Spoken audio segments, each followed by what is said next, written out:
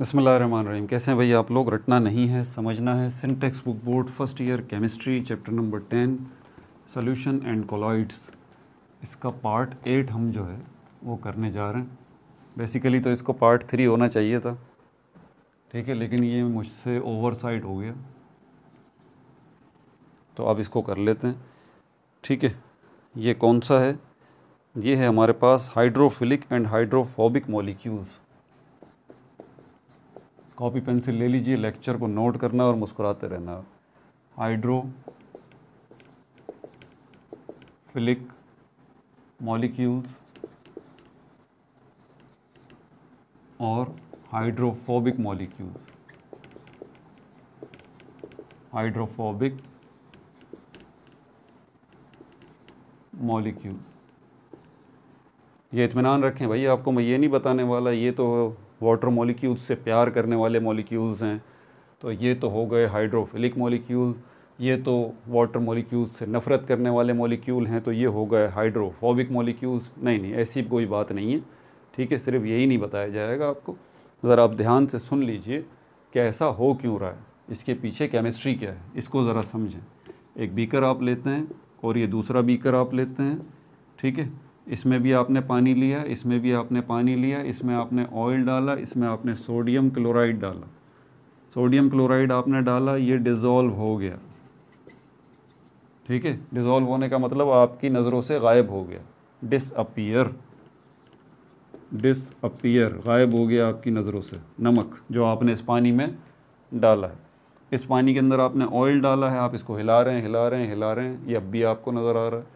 हिला के आप छोड़ दें, थोड़ी देर बाद दोबारा आपको ऑयल पानी की सरफेस पे नज़र आएगा, तो आप कहेंगे कि ये डिसअपीयर नहीं हुआ, इसका मतलब ये डिज़ोल्व नहीं हुआ। ये सोडियम क्लोराइड जो है ये भी मॉलिक्यूल्स से मिलके बना है, और ये ऑयल जो है ये भी मॉलिक्यूल्स से मिलके बना है। खैर टेक्निकली तो सोडियम क्लोराइड मॉलिक्यूल से मिलके नहीं बना, ये फार्मूला यूनिट से मिलके बना है, लेकिन बहरहाल हम इसको मॉलिक्यूल कंसीडर करके चलते हैं अभी, ठीक है। अच्छा, और ऑयल भी, ये भी मॉलिक्यूल्स से ही मिलके बना है, और यहाँ पानी है, ये भी मॉलिक्यूल से ही तो मिलके बना है। तो जब आप सोडियम क्लोराइड और को वाटर में डाल रहे हैं, तो यहाँ पर आप इंटरेक्शन करवा रहे हैं सोडियम क्लोराइड का पानी के साथ, सोडियम क्लोराइड के मॉलिक्यूल्स का पानी के साथ। और जब आप ऑयल पानी में डाल रहे हैं, तो आप ऑयल के मॉलिक्यूल्स का इंटरेक्शन करवा रहे हैं पानी के मॉलिक्यूल के साथ। अब ये जब मिलेंगे आपस में तो होगा क्या? मैं एक मिसाल देके समझाऊँ आपको, बच्चों वाली मिसाल। आप सेकंड में बोलेंगे सर ये होगा। एक तीसरा बीकर ले लें आप, ठीक है। इसमें आप मैग्नेट्स होते हैं, मैग्नेट्स छोटे बहुत सारे मैग्नेट डाल दें, छोटे पाउडर की शक्ल के। क्या हैं ये मैग्नेट आपने डाल दिए, बहुत सारे पाउडर की शक्ल। इसी तरह आयरन, जो लोहा है आयरन, इसके भी बहुत सारे पार्टिकल्स, ज़र्रात पाउडर की शक्ल में आप इसमें डाल दीजिए। क्या होगा? सर बच्चों वाली बात कर रहे हैं आप, ये क्या? हमें पता है, बचपन से देखते हुए आ रहे हैं। ये मैग्नेट के पार्टिकल इतने सारे हैं, ये आयरन के पार्टिकल हैं, मतलब ये मैग्नेट के भी पाउडर किया हुआ है, ठीक है। बहुत सारे मैग्नेट का पाउडर है यहाँ पे, और ये आयरन जो है इसका भी पाउडर आपने किया हुआ है। तो जैसे ही हम आयरन पाउडर को इसमें डालेंगे, फ़ौरन क्या होगा? अट्रैक्शन।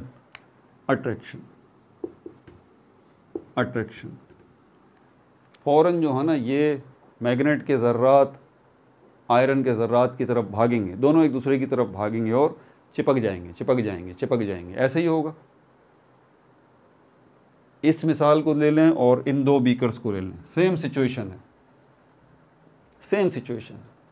और अगर इस बीकर में मैं मैग्नेट पाउडर के बजाय यहाँ पर मैं प्लास्टिक के टुकड़े डाल देता हूँ, प्लास्टिक पीसेस। यहाँ तो मैग्नेट है, मैग्नेट पाउडर की शक्ल में डाल रखा है इस बीकर में।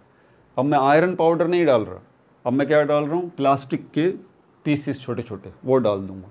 तो क्या होगा? कोई अट्रैक्शन होगी? कोई एक दूसरे की तरफ भाग दौड़ मचेगी? कुछ भी नहीं। ऐसे ही मैं डालूँगा प्लास्टिक के टुकड़े, पीसेस वो ऐसे ही पड़े रहेंगे, कोई अट्रैक्शन नहीं होगी। ये दो मिसालें यहाँ पर समझ लीजिए, प्लास्टिक के पीसेस वाली, आयरन पाउडर वाली, मैग्नेट पाउडर वाली। और यहाँ पर ये ऑयल और ये सोडियम क्लोराइड, ये पानी, ये पानी।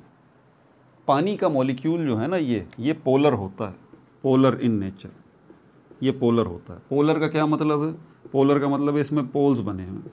ये पोल्स किनको कहा जाता है? पोल्स का मतलब होता है इलाके, स्पेस, जगह।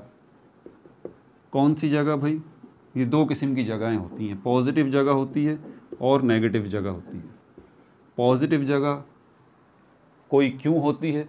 क्योंकि वहाँ पॉजिटिविटी होती है। क्यों होती है वहाँ पॉजिटिविटी? क्योंकि वहाँ प्रोटॉन का असर बहुत ज़्यादा होता है।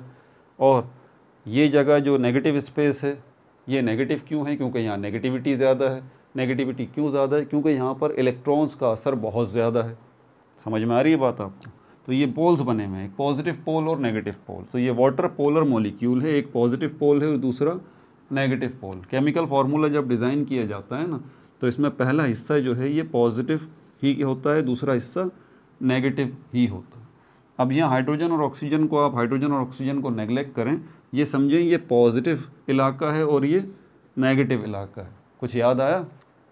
मैग्नेट, मैग्नेट में यही तो होता है ना। मैग्नेट को अगर आप देखें तो ये नॉर्थ पोल और साउथ पोल लिखा होता है NS, और बहुत सारे मैग्नेट में लिखा होता है प्लस और ये माइनस, बीच में एक लाइन होती है।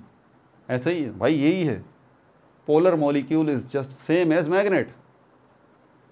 अब ये क्या करेगा? ये पोलर मॉलिक्यूल जो वाटर का है, ये पोलर मॉलिक्यूल्स को अट्रैक्ट करेगा, पोलर मॉलिक्यूल्स को अपनी तरफ अट्रैक्ट करेगा। क्या करेगा?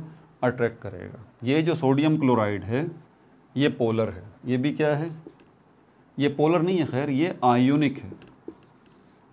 आयोनिक है। आयोनिक और पोलर दोनों में एक ही चीज़ होती है। आयोनिक के अंदर आयंस होते हैं, ठीक है, मुकम्मल आयंस। ये समझ लें जो आयोनिक होते हैं, जो भी आयोनिक कंपाउंड है उसमें जो आयंस होंगे, पॉजिटिव आयन और नेगेटिव आयन, ठीक है, तो वो मुकम्मल होंगे, कंप्लीट। और ये जो पोलर मॉलिक्यूल की बात कर रहा हूँ, पोलर मॉलिक्यूल जो है इनके अंदर पार्शल का सिस्टम होगा। Partial, positive ion, partial negative ion, मतलब पॉजिटिविटी नेगेटिविटी दोनों के अंदर होगी, चाहे फार्मूला यूनिट हो चाहे मॉलिक्यूल हो, पोलर मॉलिक्यूल, ठीक है।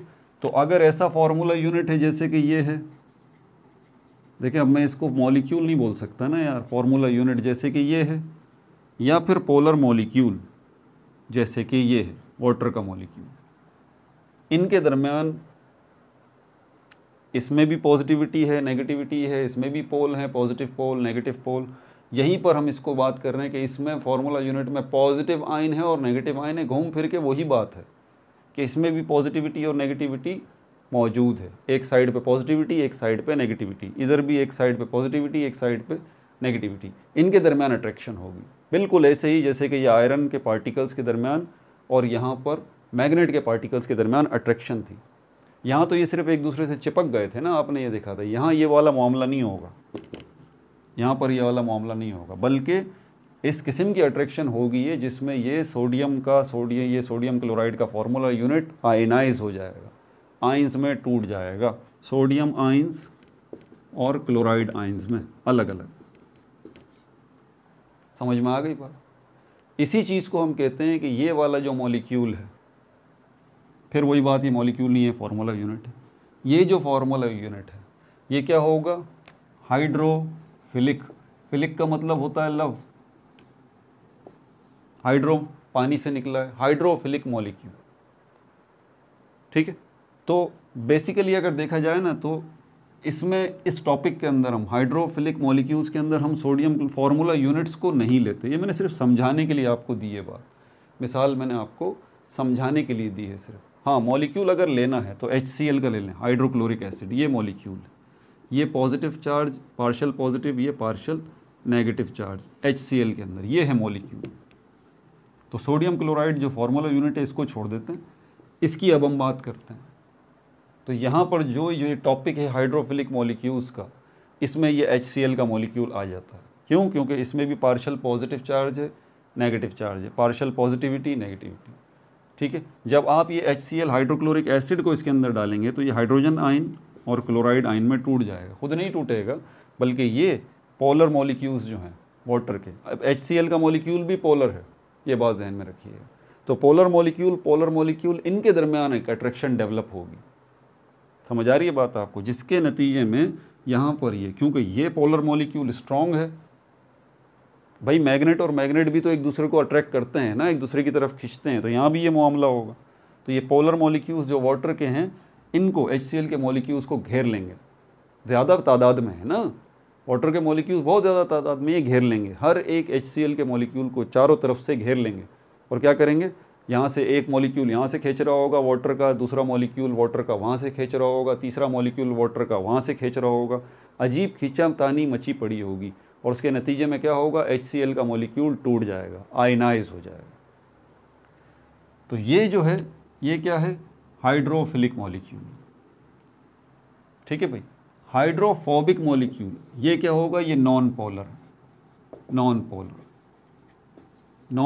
है, तो मैग्नेटिक सिस्टम उसमें है ही नहीं, मैग्नेट वाला कोई सिस्टम उसमें है ही नहीं। ठीक है। तो ये ऑयल जो है, और वाटर का मॉलिक्यूल क्या है, पोलर है, H2O, इसीलिए ऑयल इसके अंदर डिज़ोल्व नहीं होगा।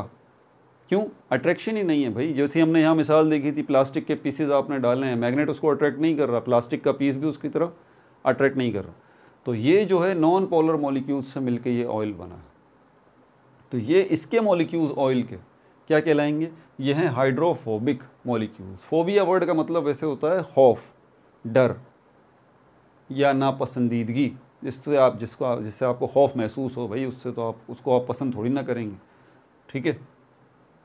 तो हाइड्रोफोबिक ये मॉलिक्यूल हो गए, ये वाले, ये नॉन पोलर होंगे, नोट्स में डाल लीजिए।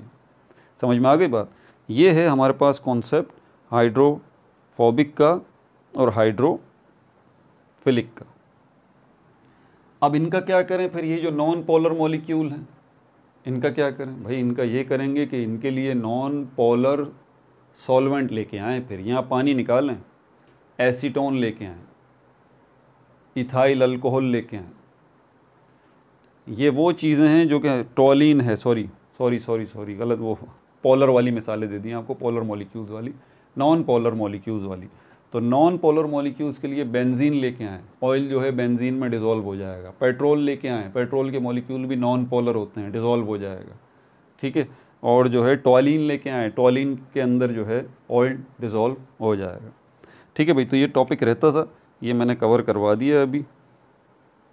और अब जो है हमारे पास कौन सा है, पार्ट 9 के अंदर एग्जाम्पल्स हमने सारी कर ली, कंसंट्रेशन यूनिट्स के तीनों पार्ट हो गए।